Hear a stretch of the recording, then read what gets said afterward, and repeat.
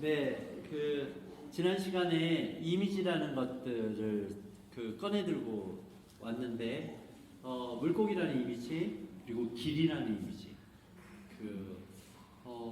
한번 가지고 있어야 되고, 요 파트를 다음 파트로 넘어가기 전에 한 가지만 더 이제 정리 좀 하고 넘어가시다. 왜냐하면 아까 세례와 죽음을 연관시켰는데 여기서 하나의 의문이 생길 수 있어요. 그러면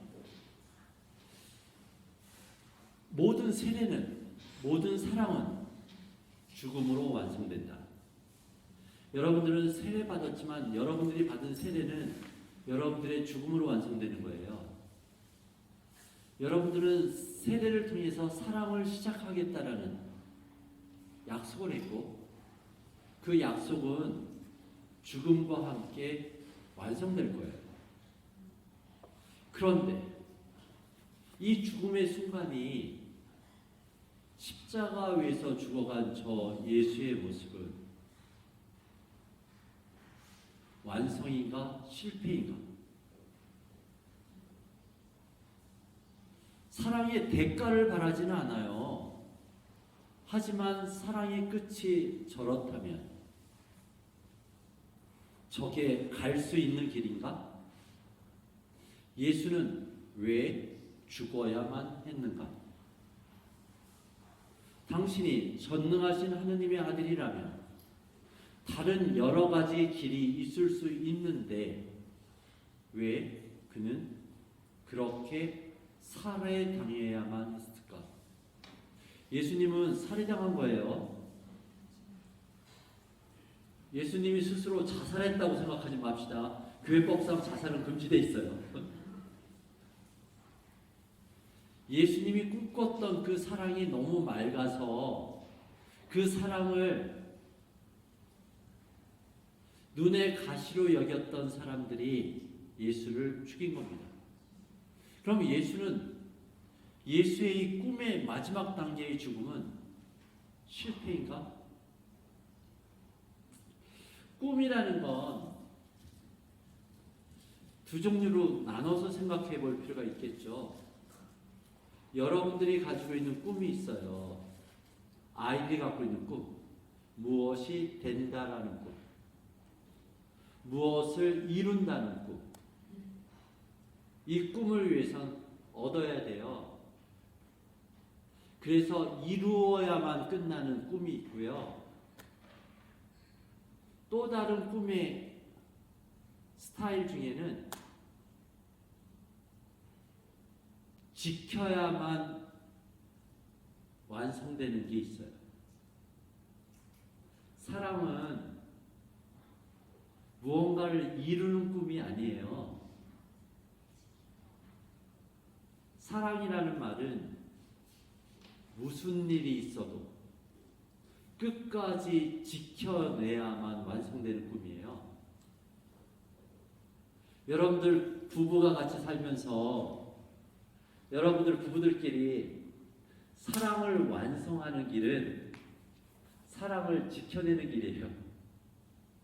둘이 사랑해서 무언가를 이루어내는 게 아니라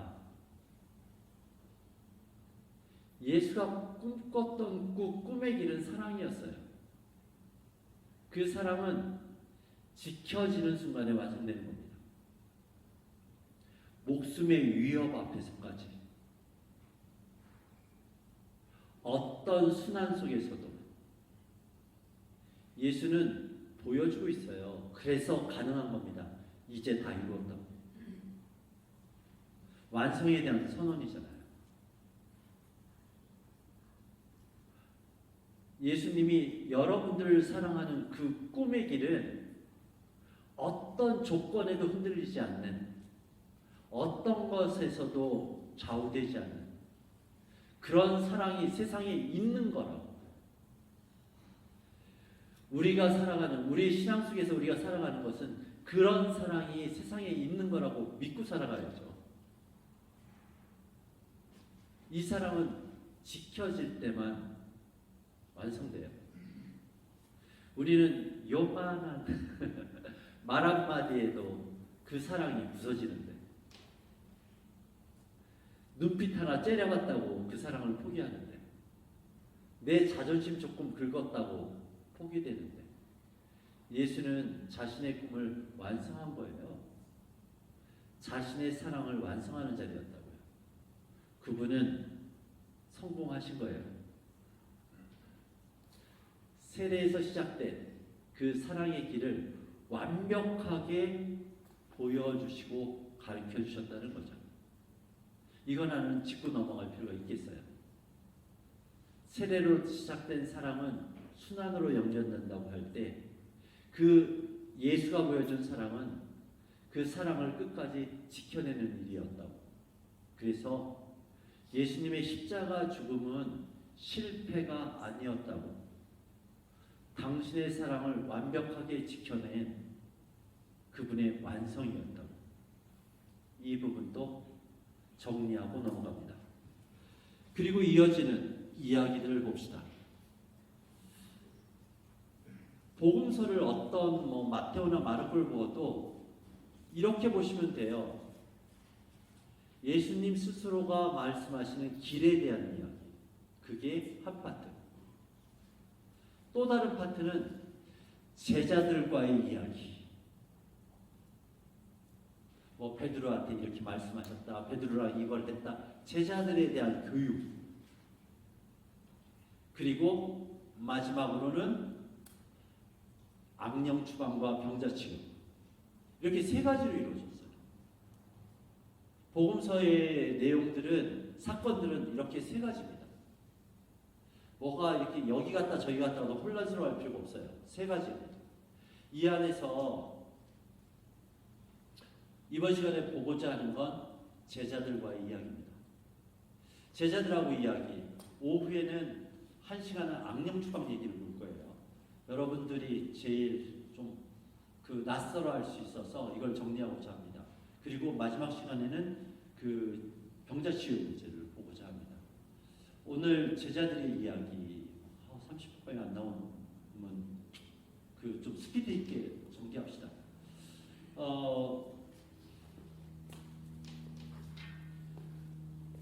제자들의 이야기는 이런 구조를 갖고 있어요. 부름, 예수님이 불렀으니 따른다. 그리고 우리들이 꿈꿔야 될 건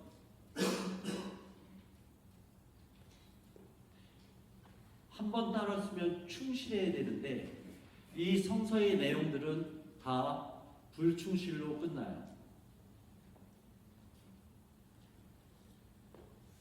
예수님이 불렀는데 이들은 끝내 예수님께 충실하지 못하였다. 이런 구도를 갖고 있고, 이 가운데 그들은 예수님의 길을 이해했는가? 사랑이 순환으로 가는 길이라는 것을 분명하게 이해하고 있었는가? 아니요. 성서는 계속 반복해서 이 제자들이 이해하지 못하는 뭘 이해의 장면을 등장시킵니다. 그래서 이들은 예수님이 이들을 불렀고, 이들은 예수님을 따랐지만, 이들은 예수님의 길을, 예수님이 누구신지는 알아요. 하느님의 아들이라고 고백도 해요. 하지만 모든 사랑은 순환으로 연결되어야 된다는, 연결될 수밖에 없다라는 예수님의 가시는 길을 이해할 수가 없었어요. 이해할 수 없으니 모두가 그를 떠나게 됩니다. 이런 구조로 짜여져 있어요. 여기서 몇 가지 뽑아서 봅시다. 이 이야기에서 부름, 예수님이 제자들을 부르는 장면들은 몇 가지 있죠. 1번 베드로를 부르는 장면, 레위를 부르는 장면, 그리고 12제자를 뽑는 장면. 그리고 12자를 파견하는 장면. 그리고 성서 전체 안에서 유일하게 예수님이 직접 나타나셔서 맑게 웃으시면서 사랑 가득한 눈빛으로 바라보면서 너 괜찮다 나를 따라라 했는데 예수님이 택째 받는 이야기. 부자 청년 이야기. 여러분들 꿈도 꾸지 마세요. 이런 얘기하는 거. 만약에 예수님이 꿈속에서라도 나한테 나타나면 난 뭐든지 할 수 있을 거라고. 안 돼요. 예수님이 그렇게 온화한 미소로 가득한 미소로 사랑스러운 눈빛으로 나타나서 나를 따르라 해도 돈 앞에서 절대 그 길을 가지 않는 성서에서 유일하게 예수님을 태자 놓은 인물이잖아요. 이 이야기가 부름과 따름에 대한 이야기입니다. 베드로를 부르는 이야기 간단하죠. 나를 따라라. 그런데 이 이야기는 너무나 조금 낯섭니다. 길을 가다가 그물 손질하는 그를 보고 나를 따라하는데 그물을 놓고 따라간다. 너무 충격적이죠. 이 베드로는 왜 홀린 걸까? 이거 홀린 거예요. 누가 가서 제가 짝짝하면서 그 있는 거 다 내주세요. 옆에서 보면 저 사람 홀린 거 아니야? 홀린 거잖아요. 뭐에 홀린 게 홀리는 사람의 재주라고 생각하지 마세요. 사이비 종교나 이런 거 빠진 사람들 뭐에 홀렸다고 홀린 게 이 홀리는 사람들의 재주라고 생각하지 말라고요. 이 홀리는 사람은 이 사람의 빈 공간이 무엇인지 정확히 체크했을 뿐이에요. 이 사람의 이 속에 있는 갈증하고 맞아떨어진 겁니다.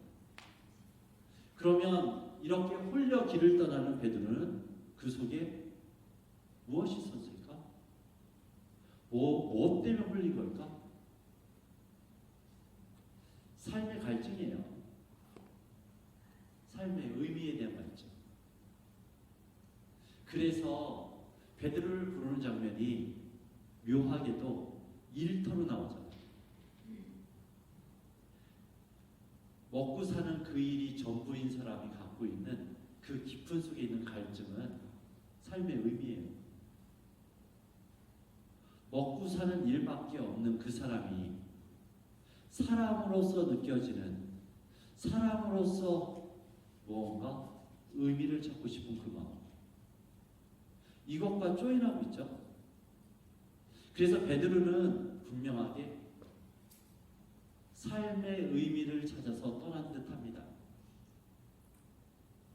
그러면 삶의 의미를 찾아서 떠난 사람들의 한계성이 어디서 드러나느냐면 예수님이 잡혀가요. 잡혀가서 채찍을 맞는 대사제의 정원에 들어갔을 때 베드로는 3번씩 모른다고 하고 도망갑니다. 이걸 마르코복음서는 굉장히 조롱 섞여서 표현하고 있어요. 예수는 안에서 대사제 질문을 받습니다. 네가 하나님의 아들이냐? 뭐 이런 식으로 대사제한테 앞에 서 있어요. 근데 베드로는 격이 있어야 되는데 여종이 나타나요. 여종이 나타나가지고서 너도 한 패자냐? 너도 한 패자니까 3번씩 해서 물러납니다. 이것들 그래가지고서 재밌게 있잖아요. 요게 질문하는 사람과 질문받는 사람들은 격이 있는 거예요. 그래서 무슨 정치인들 무슨 재판하고 그럴 때 보면 뭐 이렇게 높은 사람은 높은 사람이 신문하고 그러잖아요. 이거 지금 베드로 자체를 낮추고 있는 거예요. 그래서 다른 복음서는 줄여요. 여종이 묻는 것을 2번으로 줄여놓고 낯선 사람이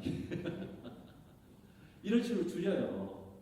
이런 식의 조롱이 어디서 나타나냐면 이게 베드로가 마태복음서는 무리를 걸어요. 예수님 오시니까 예수님 나도 한번 해볼까요? 그러니까 몇 발자국을 걸었다는 건 우리랑 똑같은 사람이 아니에요. 몰려오는 파도가 두려워서 떨어졌다고 그러잖아요. 마테오가 그려내는 제자들은 예수님과 우리 사이에 있어요.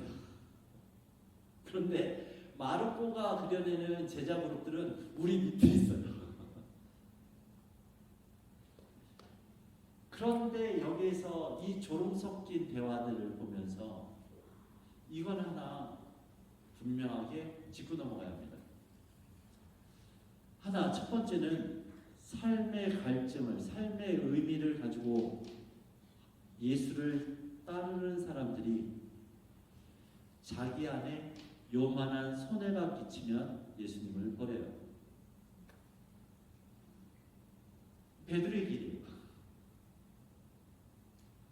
삶의 의미를 찾는다고 하는데 적어도 내가 이걸로 돈 벌 생각은 없어요. 그런데 내 거에 손실은 오면 안 돼요. 만약에 내 재정 상태나 내 삶의 안정이 손실이 온다면 언제든지 버릴 준비가 됩니다. 이게 마르코복음서에 나오는 베드로가 갖고 있는 따름이 불실성으로 이어지는 길입니다. 그런데 여기에서 또 하나 한꺼풀 더 깊게 들어가서 본다면 우리는 이런 고백을 할 수 있어요. 마르코는 이 이야기를 어떻게 알았던 거지? 마르코하고 베드로하고 친분이 있어요. 아주 가까워. 이 이야기는 베드로를 통해서 들었다는 얘기예요. 예수의 제자들은 예수님의 마지막 순간에 그 자리를 지키지 못하고 다 떠났던 그 사실에 대해서 철저하게 변명 없이 고백하고 있었다는 거죠. 어쩔 수 없었다라는 변명으로 감싸고 있지 않아요. 이 마르코 복음서에서 느껴지는 제자들의 모습은 한 번의 실패를 철저하게 되새기고 아파했던 사람들, 그 흔적이 느껴져요. 결국 베드로는 사도행전에서 보면 예수님처럼 십자가에 못 박혀 죽잖아요. 다시는 예수님을 버리지 않을 것이라고. 그것까지도 이 마르코 복음은 담겨 있어요. 솔직한 고백이죠. 자신의 실패를 고백하는 이 솔직함, 그 자체로 따뜻해지죠. 이 베드로의 부름과 따름, 그 다음에 레위를 부르시는 이야기를 보면 레위는 세리였잖아요. 세리가 갖고 있었던 것도 똑같이 삶의 갈증이었을 거예요. 의미에 대한 갈증. 사람들에게 나쁜 놈이라고 욕먹던 그가 예수의 부르심을 따라서 걷는다라는 것, 그도 그 안에 있는 삶의 의미였을 거예요. 그런데 이 레위는 안쓰러워요. 레위의 이야기는 베드로는 부르심에 받는 이야기를 받은 다음에 계속 등장하잖아요. 근데 성서 어디에도 레위는 그때 한번 부르심을 받은 다음에 등장하지 않아요. 이 느낌은 뭘까? 힘들었겠다. 예수님을 따르는 이가 과거를 끝까지 자신의 치부처럼 갖고 걸어갔겠다. 누가 봐도 그 그룹들이 왔을 때 저 사람 세리였던 사람 아니야? 그 치부, 과거는 돌이킬 수도 없어서 뗄 수 없는 것. 예수는 당신의 제자들의 그 과거를 방패막이처럼 막아놓고 있는 거구나. 과거에 대한 이 공격은 한 번에 안 끝나요. 우리 아이들 다들 과거가 있죠. 우리 아이들은 그 삶의 과거라는 것이 성폭행을 당했다. 이 과거들을 평생 자기 꼬리풀처럼 달고 살아야 되죠. 이건 누군가가 막아주는 사람이 있어야만 살 수 있는 거예요. 그것을 숨겨주고 막아주고 같이 싸워주는 사람만 있어야 살아갈 수 있는 거잖아요. 예수는 이렇게 아주 공들여 제자를 뽑고 제자들과 함께 걸어가는 그 길 속에서도 공들이고 있었다는 거죠. 이렇게 공들였던 이 사람들이 마지막에 다 떠납니다. 레위를 부르심에 대한 이야기는 뒤에 무엇과 대비되어 있느냐면 유다의 배신과 대비되어 있어요. 레위는 돈을 모았던 사람이기 때문에 돈이라는 이미지를 같이 대비시켜요. 이 부름과 따름의 이야기는 이렇게 불충실로 끝납니다. 이렇게 공들여서 불렀는데, 그리고 공들여서 세심하게 그를 지켜내고 있었던 예수와 그 예수를 자신의 이권과 어긋났을 때 떠나는 사람들의 이야기, 이렇게 꾸려져 있는 것이 전체의 구도입니다.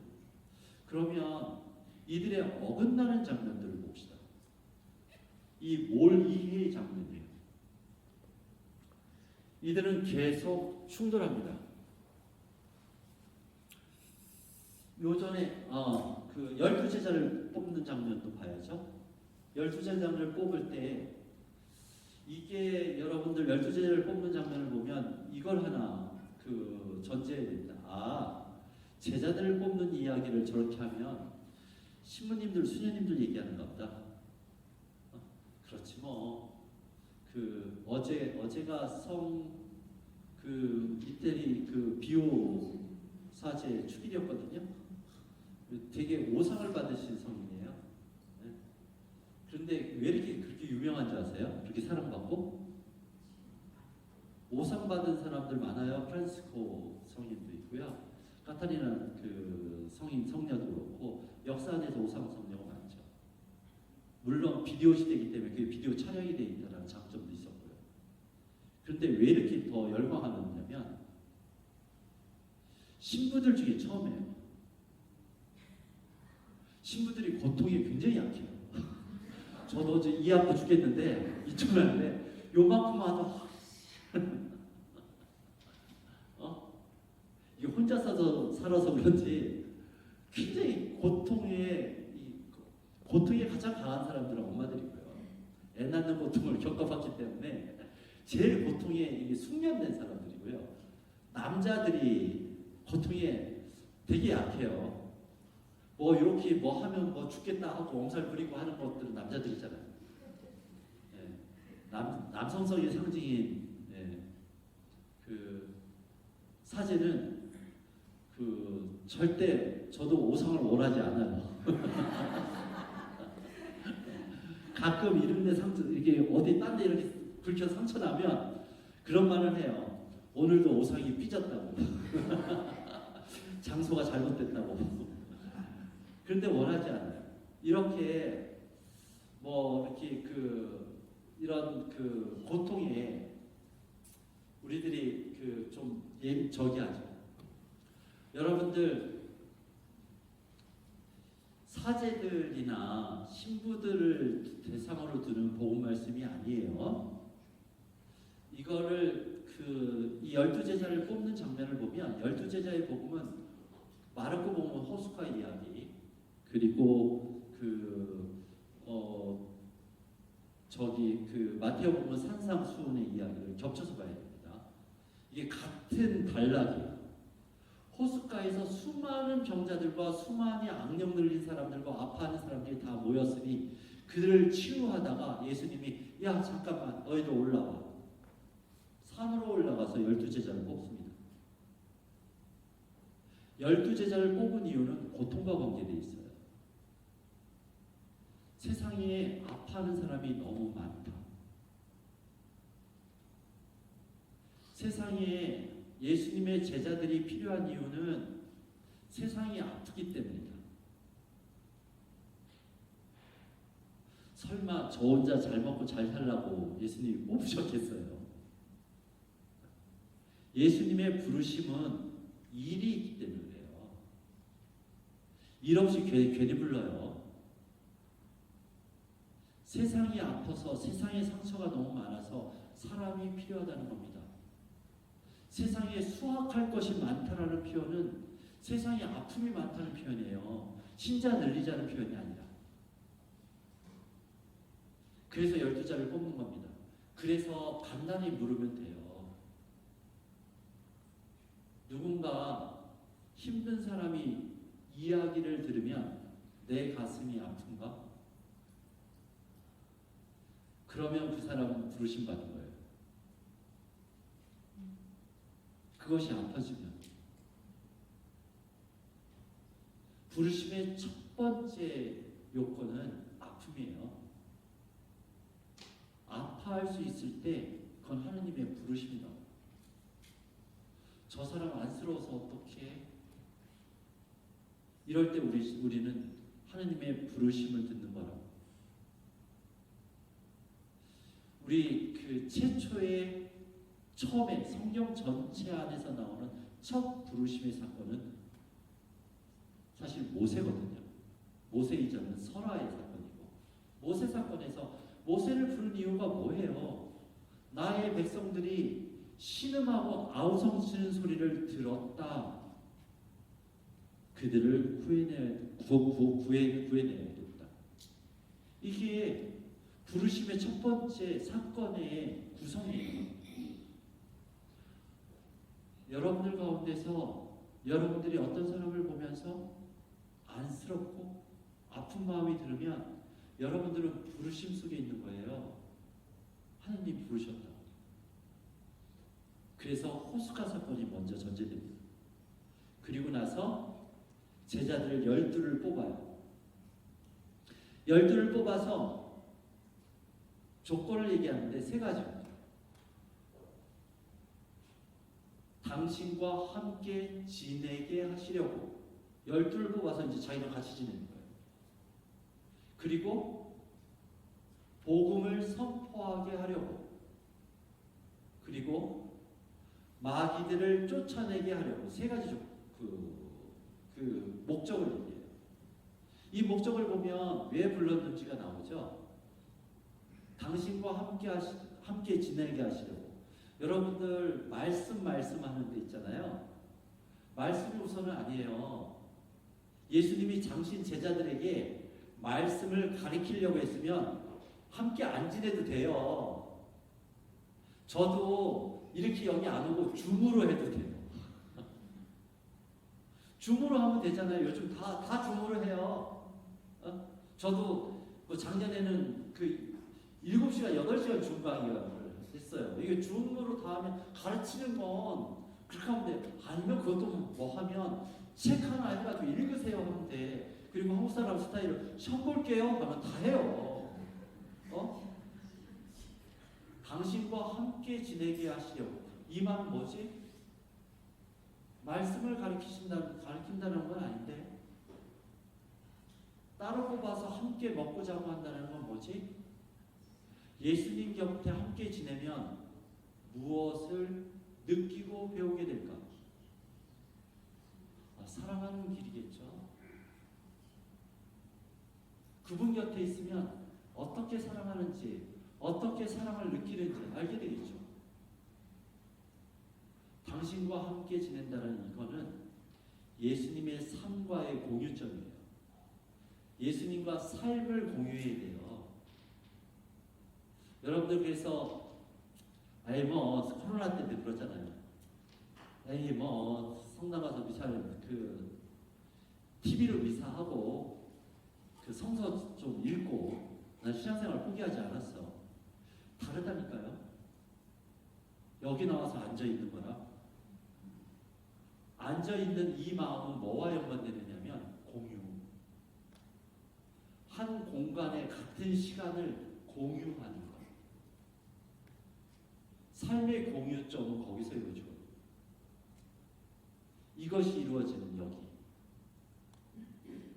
당신의 삶을 공유한다는 것, 예수의 사랑을 공유한다는 것, 이걸 첫 번째 제자 조건을 봐요. 여러분들이 누군가 아프다라고 느끼잖아요.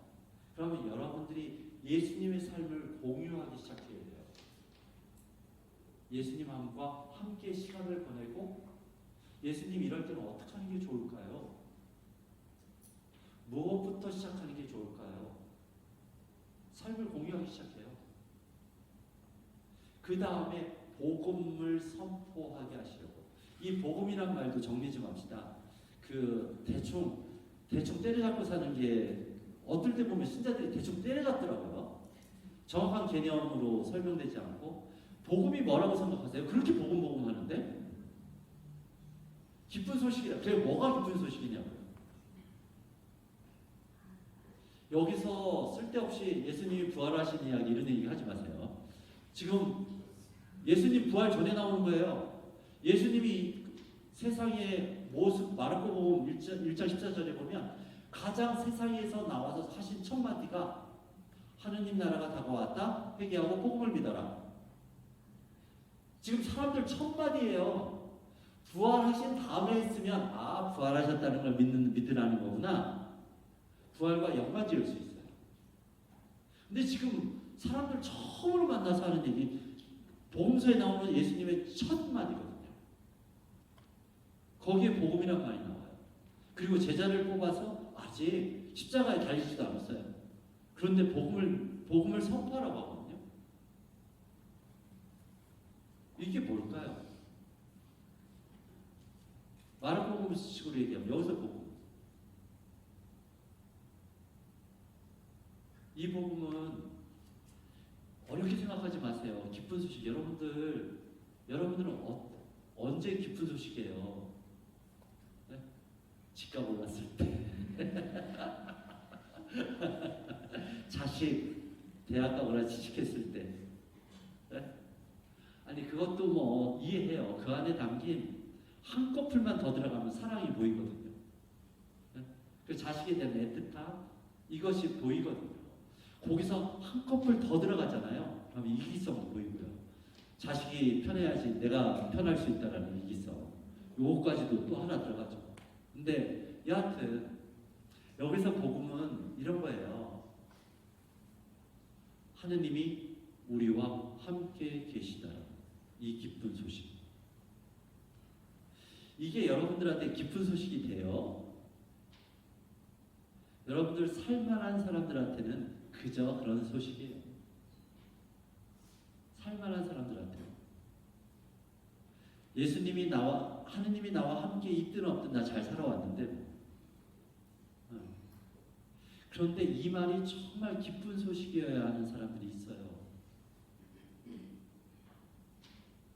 억울해서 다 쓰러져서 어디 하소연할 수 없는 그 사람이 하느님이 나를 버리지 않았구나, 나랑 함께 있구나라고 느끼는 그 순간 그들은 울어버릴 거예요. 마지막 임종을 앞두고 있는 순간, 어떤 것도 기댈 수 없는 그 순간에 하느님이 나와 함께 있구나. 이 복음은 무너진 사람들, 쓰러진 사람들, 상처받은 사람들, 아파하는 사람들, 그들의 몫이에요. 이래야 그들이 왜 행복한지가 드러나죠. 이들은 제가 우리 아이들한테 느껴보면서 이 복음에 대한 점검을 그렇게 해본 적이 있어요. 한 살짜리 애가 들어왔는데, 1살도 안 된 아이가 들어왔는데 심장 판막이, 그 케이스가 어린아이들 많거든요. 태어나면 저절로 좀 이따 심장이 다치는 케이스, 심장 판막이. 근데 안 그러면 수술로 넘어가는 애들. 근데 우리가 감히 수술할 수 없어요. 법원 애들이기 때문에 법원에서 지정한 날짜에 법원 그쪽에서 수술해야 돼요. 몇 명을 모아서. 우리 애들이 엄청나게 기도했어요. 엄청나게 기도했어요. 그런데 수술하고 죽었어요. 바로 그때는 우리 애들이 다시는 기도 안 한대. 다시는 기도 안 하더라. 들어주지도 않는데 뭘 기도하는 거야. 한 6개월 지나서 다른 놈이 또 수술하게 됐어요. 다 기도해요? 안 한다며. 가난한 사람들은 하느님을 벗어날 수 없는 이유가 거기밖에 없어서. 이게 가난한 사람들의 패턴이더라고요. 하느님밖에 매달릴 곳이 없어서. 이 인생에서 여러분들이 아무리 넉넉하게 살더라도 여러분들이 가난한 순간을 겪지 않아요? 지금 부자라고 해서 여러분들이 계속 부자로 사는 거 아니에요. 여러분들도 하느님밖에 의지할 수 없는 순간을 겪을 수밖에 없잖아요. 그 순간에 여러분들은 가난해요. 그 순간이 되면 이들은 또 하느님을 찾을 수밖에 없어요. 그 순간에 하느님이 정말 응답하신다. 내가 너와 함께 있다고. 이게 기쁜 소식이라고. 이게 복음이라고. 그래서 복음을 선포하라는 이야기는 다른 말로 세상의 아픔 속으로 들어가서 그들에게 알려주라고. 하느님이 너와 함께 있다라는 그 소식을. 이 이야기예요. 마귀를 쫓아낼 수 있는 권한은 그 과정 안에서 너를 무너뜨리는 것, 잘못된 모든 것과 싸울 수 있어야 한다고. 이 세 가지가 조건으로 걸어요. 이게 부름과 따름이에요. 이 이야기가 예수님을 부르는 따르는 이야기. 그렇지만 이들은 이해하지 못해요. 그 5,000명을 먹이신 이야기의 핵심은 빵을 5,000명이 먹었다라는 이 이야기의 포커스도 그 구약성서의 그 엘리야 예언사, 엘리야 엘리사의 이야기를 그 더 부피를 크게 만들어서 더 위대한 예언자다라는 걸 강조하는 그 강조점이 하나 있고요. 또 하나의 중요한 강조점은 어디에 있느냐면 제자들의 모습에 있어요. 앞뒤를 연결해서 읽으면 어떤 상황이냐면 제자들도 충분히 이해해요. 제자들이 지금 5,000명이 모였는데 때가 돼서 이 사람을 다 흩읍시다. 예수님은 니네가 가진 걸 나눠줘. 그 나눠주려고 하는데 쭈삣대요. 그리고 말투를 보면 저항해요. 아니 이 사람들 이 사람들 먹을 걸 다 우리 보고 사오란 얘기입니까? 이 말투가 저항적이에요. 반항적이고. 그러니까 예수님이 니네 가진 게 몇 개냐? 이렇게 나오는데 가진 걸 얘기할 때 웃겨요. 그 오병이어잖아요. 빵 5개하고 물고기 2마리. 이거 상상해 보셨어요? 예수님 포함해서 13명이에요. 자기들 먹기에 모자라요. 근데 이게 문제가 어디냐면 그 앞전에 뭐냐면 예수님이 제자들을 파견을 보냈다가 생고생하고 들어온 거예요. 고생하세요. 이제 너희들 좀 쉬자. 쉬러 가는 중간에 예수님을 보고 따라 부른 거예요. 사람들이. 지금 몸이 다 지쳐서 쉬러 가야 되는데 예수님은 오지랖이라고 또 그 사람 못 알고 하루 왼종일 얘기를 하네. 이것도 턱딱지 하나 죽겠는데 자기가 지금 우리 속에서 저 같은 거라면 그러면 당신이 굶던지 요 말이 여기까지 올라올 요 상황에서 그걸 내놓으라고 하는 거예요. 지금 제자들을 가리키고 있어요. 니네가 한 번 따랐다고 완성되는 게 아니라고. 여러분들이 한 번 세례받았다고 신자가 아니라고. 끊임없이 가는 길이라고. 이거 되게 힘든 문제예요. 사제로 사는 저도 힘든 문제인데 그 서품 받을 때 한 번 저 이렇게 살겠습니다. 한번 약속하고 끝났으면 좋겠어요. 근데 매 순간 계속 더 버리래요. 매 순간 또 선택하래요. 그것도 지금 제자들을 보세요. 시간, 자기의 휴식 시간, 자기가 가진 것, 먹을 것, 최소한의 먹을 것, 이것까지 다 내놓으라고 하는 이 예수님을 믿을만 하겠어요? 그리고 그 다음 장면은 더 웃겨요. 제자들도 거기서 정신없이 홍보를 했던지 분명히 성서에서는 12광주리가 나왔다고 그랬거든요. 아, 12광주리가 나왔으면 좀 챙겨오던지. 그렇게 하고 바로 다른 장소로 이동하는데, 배를 타고 이동하는데 빵이 하나도 없다고 그래요. 아차하는 거예요. 우리 하나도 안 챙겼니? 누가 안 챙겼어? 이때 되게 당황해요. 그리고 그 성서의 장면을 보면 제자들이 술렁거렸다고 하거든요. 이 술렁거리면 이거예요. 우리 이렇게 살아도 돼? 흔들리는 거예요. 그런데 거기다 대고 술렁거리니까 예수님이 바리사이의 누룩을 조심하여라. 바리사이들이 종교를 빌미로, 신앙을 빌미로 자기 이권이나 챙기는 그들을 조심하여라. 내가 더 말해? 먹을 거 달라고. 극한점에서 만났죠. 제자들은 그 안에서 잘 이해할 수가 없었어요. 그래놓고 제자들이 선택하는 방식은 이거예요. 그래, 지금 고생하면 나중에 영광이 있겠지. 도처에 등장하죠. 그래서 나중에 당신의 나라가 오면 당신의 오른쪽과 왼편에 누가 앉습니까? 지금 고생 참아내겠다는 거예요. 나중에 그것만 보장된다면. 이것도 실패하죠.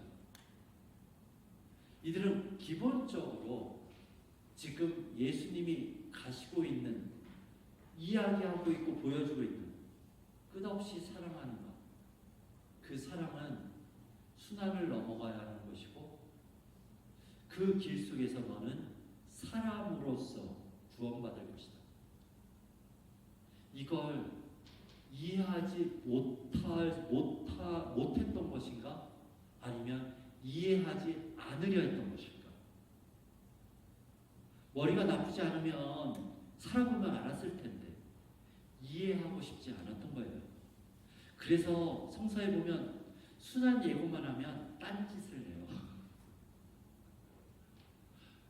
그 딴짓의 표현이 너무 재밌게 표현되는데 제자들은 무슨 말인지 알아듣지 못하였다. 딴짓하는 거예요. 제자들의 문제입니다. 이 과정이 예수의 삶에 대한 동의가 이루어지지 않거나 충실하지 않는다면 우리는 예수님을 떠날 수밖에 없게 된다는 거죠. 마르코복음서는 그 길을 선명하게 보여주고 있습니다. 이번 시간 여기까지 합시다.